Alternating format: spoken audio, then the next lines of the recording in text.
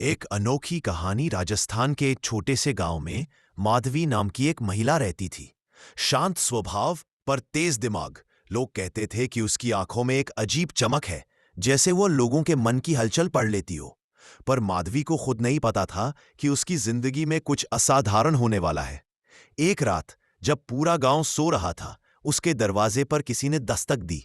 माधवी ने दरवाजा खोला तो सामने एक बुजुर्ग तांत्रिक खड़ा था। लंबी दाढ़ी, रुद्राक्ष की माला और आंखों में गहरी थकान। मुझे दर्पण चाहिए, वही प्राचीन दर्पण, तांत्रिक ने धीमी आवाज में कहा।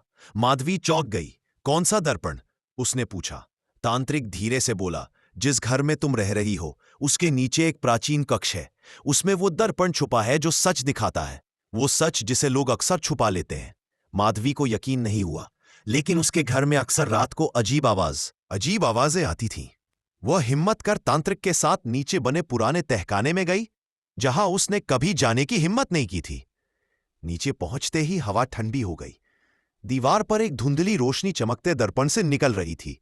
तांत्रिक बोला, ये दर्पण शक्ति नहीं देता, ये सत्य दिखाकर मनुष्य को बदलता है, इसीलिए लोग इससे डरते हैं।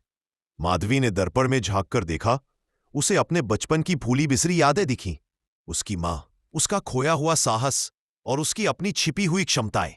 लेकिन तभी दर्पण में तांत्रिक की छवि दिखी, कमजोर, बीमार और एक भारी बोझ उठाए हुए। तुम्हें इस दर्पण का सामना करवाना मेरा अंतिम काम था, तांत्रिक बोला। अब मेरे पास समय नहीं है, तुम इसकी नई संरक्षक हो। माधवी स्तब्ध थी। मैं? क्यों? तांत्रिक मुस्कुराया। क्योंकि जो लोग सत्य से नहीं डरते वही इसकी रक्षा कर सकते हैं। ये कहकर तांत्रिक धीरे धीरे धुंध की तरह गायब हो गया, जैसे वह कभी अस्तित्व में था ही नहीं। उस रात के बाद से माधवी का जीवन पूरी तरह बदल गया। वह लोगों की परेशानियां समझने लगी, क्योंकि दर्पण केवल दूसरों का नहीं, उसके अपने मन का सच भी उसे दिखाता रहता था।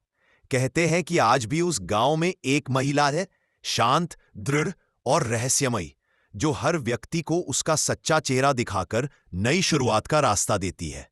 और तहखाने में रखा वो दर्पण अब सिर्फ उसका सच्चा चेहरा दिखाकर नई शुरुआत का रास्ता देती है। और तहखाने में रखा वो दर्पण अब सिर्फ उसी की पुकार सुनता है। ऐसी ही रोचक वीडियो के लिए लाइक, शेयर एंड सब्सक्राइब करें और कमेंट में लिखें कि कहानी कैसे लगी।